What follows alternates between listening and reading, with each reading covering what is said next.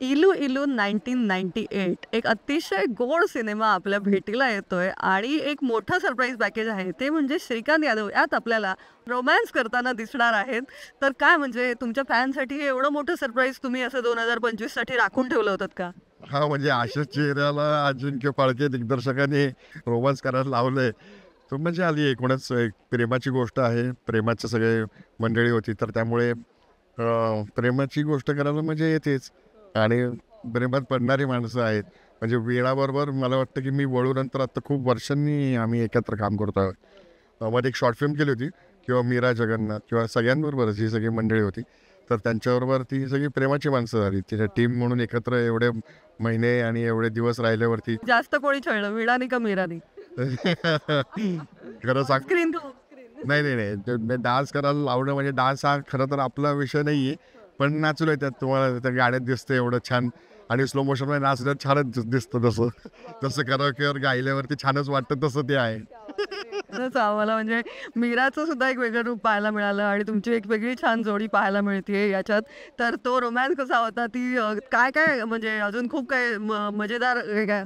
हां, मी गंमत आहे या सगळ्या गोष्टींची. आणि जेव्हा माणूस प्रेमात असतो, तर तेव्हा तो त्यामुळे तो जमिनीवरनं चालतच नसतो. तो काही इंच वरनं चालत असतो, हवेत असतो तो. आणि जेव्हा अख्खं कुटुंबच असं असतं हवेत, तर त्यावेळेस वेगळ्या वेगळ्या घटना घडतात. आणि त्या घटनांचा क्रम म्हणजे इलू इलू आहे. नाही, मी आता असं सोडणार नाहीये. ते आता टीझरमध्ये तुम्ही आम्हाला जी झलक दाखवली आहे, तर आमची उत्सुकता वाढली आहे. तर त्या शूटिंगचा एखादा किस्सा तुम्हाला आत्ता नक्कीच शेअर करावा लागेल. नाही, तर शूटिंगचा किस्सा म्हणण्यापेक्षा बाकी सीन सोपे आहे. म्हणजे सीन करताना आपल्याला खूप काही अडचणी येत नाही. पण नृत्य करणं हे जरा म्हणजे तो विषय नसल्यामुळे तर थोडंसं शिकवून त्याला वेळ दिला तर आपण ते करू शकू. पण ते ऐन वेळेस चला आता ही स्टेप 1, 2, 3, 4 तर ते अवघड जात होतं. तर ते मीरामुळे जरा सोपं गेलं. मग मीरा सांगायची की "अरे असं असं कर ना वगैरे, असं पकडायचं." अरे कधी केले नाही आपण.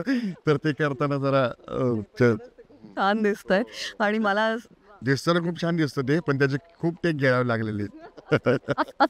असं आहे. आता ती मजा आम्हाला नंतर कळेलच अजून. पण मी ना आता तुम्ही 98च्या जगात आम्हाला नेलंय त्यामुळे मी इथे एक छान असा टेप रेकॉर्डर घेऊन आलेली आहे. क्या बात है. आणि हा जो टेप रेकॉर्डर आहे याच्यात तुम्ही एक गाणं टाकायचंय. 90sच्या दशकातलं एखादं तुमचं आवडतं गाणं तुम्ही याच्यात आज टाकणार आहात. तर कुठलं गाणं ते सांगू बरं. तुमचे खूप खूप आवडतं गाणं. लव्ह स्टोरी 1942चं गाणं आहे.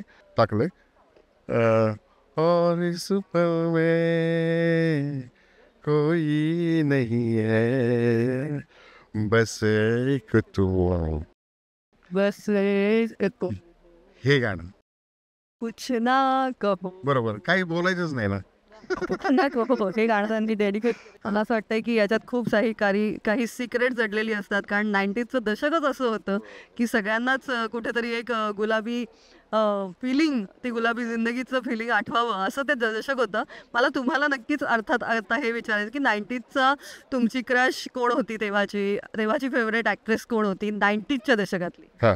90च्या दशकामध्ये एकतर माधुरी दीक्षित ही सगळ्या म्हणजे तमाम भारताची, अगदी इंडियाची क्रश होती. तशी मलाही ती आवडायची.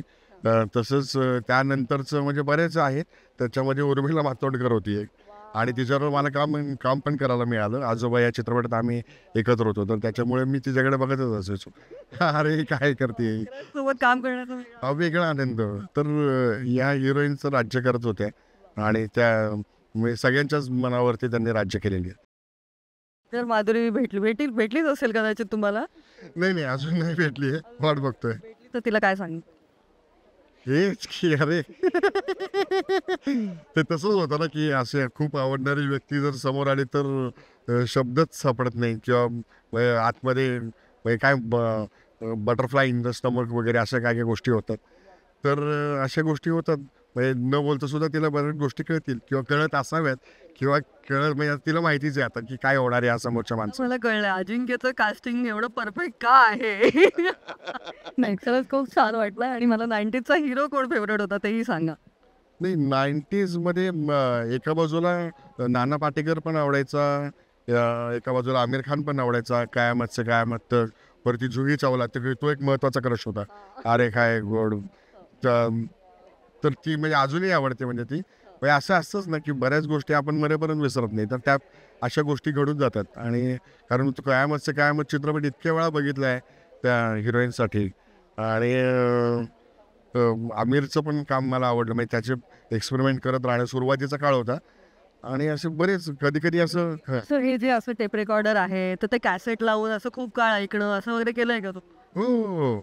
म्हणजे एकच गाणं परत परत लावणे किंवा ते कॅसे ए झाले की मग आता बी वगैरे वगैरे. मराठी चित्रपटांचे तर म्हणजे असे पारायणच केलेले आहेत. म्हणजे जैत रे जैत किंवा निवडुंग या चित्रपटातली गाणी तर सतत म्हणजे त्याची कॅसेट असायची. शेवटी ती झिजून झिजून ती खराब झाली. इतक्या वेळा ऐकलेली आहेत. म्हणजे मराठी गाणी ते अजरामर आहेत ते असं. म्हणजे त्याला तर काही तोडच नाही. मला असं वाटतं की या निमित्ताने आणि या सिनेमाच्या निमित्ताने आणि या इंटरव्ह्यूच्या निमित्ताने हे सुद्धा आपल्याला 90च्या दशकात घेऊन गेलेले आहेत. आणि मला असं वाटतं की क्या बात आहे. खरंच तुम्ही आज आमचं 2024 जाता जाता असं गुलाबी गुलाबी करून टाकलेलं आहे. आणि जाता जाता आता प्रेक्षकांना सांग. आता 2024 संपता संपता एक सरप्राईज आहे. ते ॲटलीच एक फिल्म येते बेबी जॉन. तर त्याच्यामध्ये मी वेगळ्या अवतारात आहे. त्याच्यात मी जरा काय म्हणूया खलनायक या अवतारात आहे. जॅकी श्रॉफ माझे मोठे बंधू आहेत. आणि त्याच्यानंतर 2025ला गेल्यावरती लगेच आपला इलो रिलीज होतोय. आणि बाकीचे पण येऊ घातलेले, पण त्यांची तारखा रिलीज झाल्यावरती मग तुम्हाला सांगेल. चालेल. नक्कीच मला असं वाटतं की सरप्राईजेस का सिलसिला जारी रहे. आणि 2024 सुद्धा भन्नाट होतंच आणि 25 सुद्धा रॉकिंग असेल यासाठी खूप मनापासून शुभेच्छा. थँक्यू.